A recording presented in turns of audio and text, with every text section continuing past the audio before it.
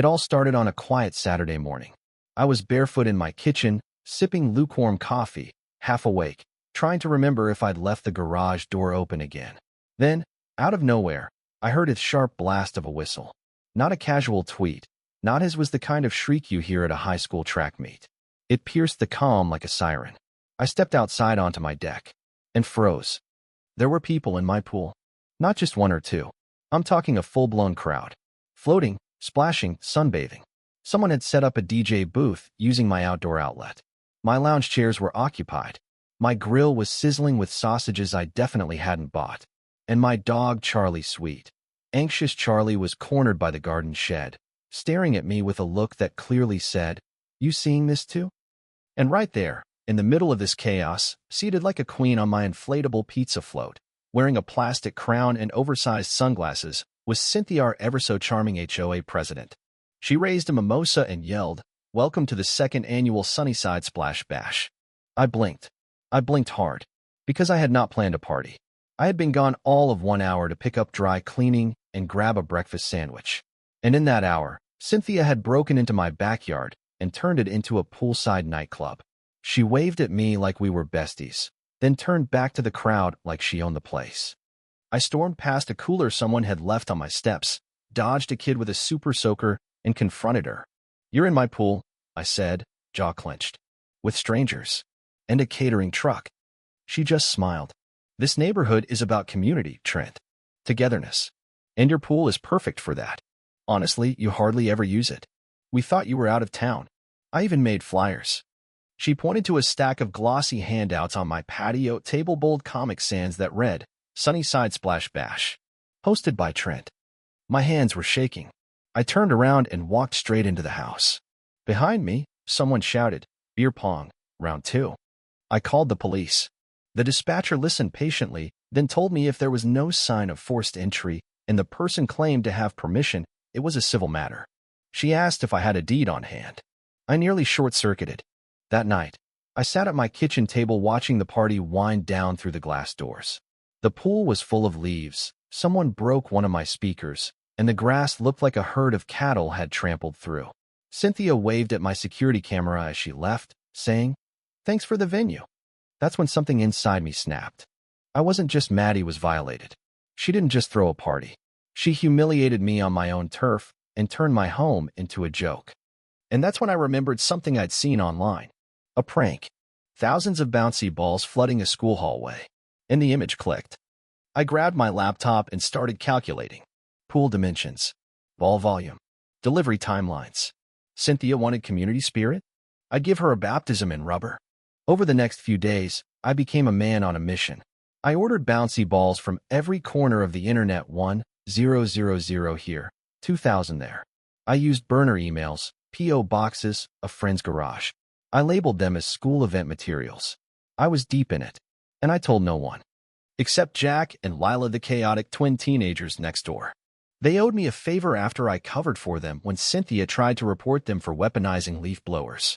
When I told them the plan, their eyes lit up like Christmas. They brought the tech.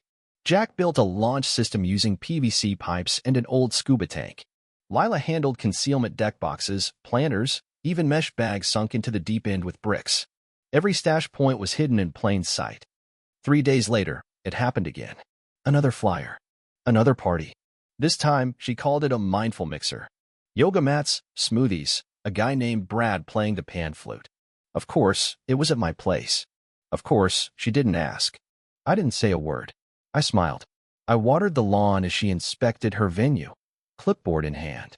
Brad has asthma, so maybe move the grill. Oh, and mango juice, not orange.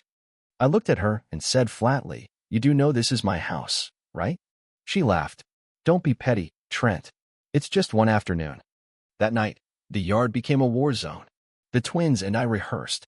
We tested angles, checked water seals, ran drills like it was a tactical op. The plan had 3 phases: shock, saturation, launch. Sunday morning came crisp and bright. I double-checked every hiding spot. The twins showed up at 7, rolling the launcher and under the guise of an inflatable paddleboard. By 9, the wellness influencers had arrived in yoga pants and straw hats. By 10, the flute guy was warming up. Cynthia wore a flowing robe and a smug grin. She didn't look at me once. At 10:18 a.m. sharp, I stepped onto the patio.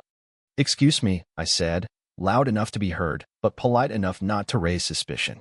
"Just wanted to thank Cynthia for bringing everyone together. Today's about connection and surprise." That was Lila's cue. A low pop, then the first stash released. Bouncy balls rolled gently down the lawn. Confused looks. Then delight. Then more balls.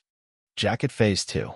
Boom, underwater bags burst open, launching thousands of balls straight into the air. The pool erupted in rubber chaos. People screamed. A woman dropped her phone in the water. Brad caught a ball to the flute and almost fell in. Cynthia shrieked as balls rained on her from above. Then came the finale. The cannon launched a wave of color 20 feet high, raining chaos like a cartoon apocalypse. People slipped. Someone dove into the bushes. Music cut out. Cynthia stood frozen, soaked, crown tilted, whistle dangling. "What did you do?" she gasped.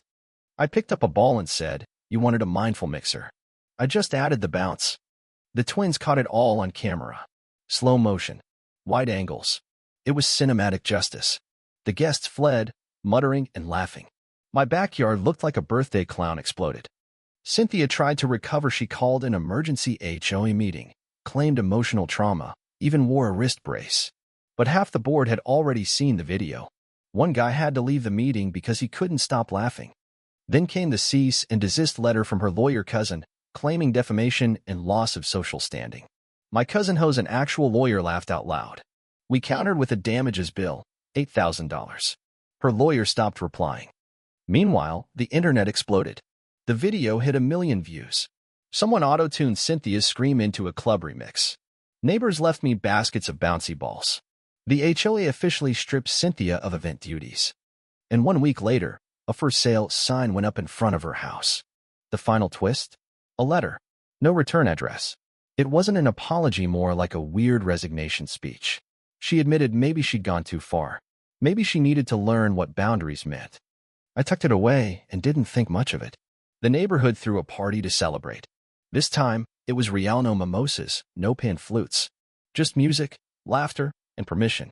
Someone left a basket at the gate, 1 pink bouncy ball and a key with a tag that read, "Use this next time the world tries to sneak in." To this day, I still find balls in the bushes or stuck between patio cushions. And every time I do, I smile. Because sometimes, the only way to deal with HOA nonsense is to drown it in 10,000 bouncing reasons why you don't mess with the wrong neighbor. So let me ask you, was I out of line? Or was this the exact kind of harmless, colorful justice every community secretly needs? Let me know in the comments. I'll be here, with Charlie, a pool to myself, and a shed full of leftover bounce.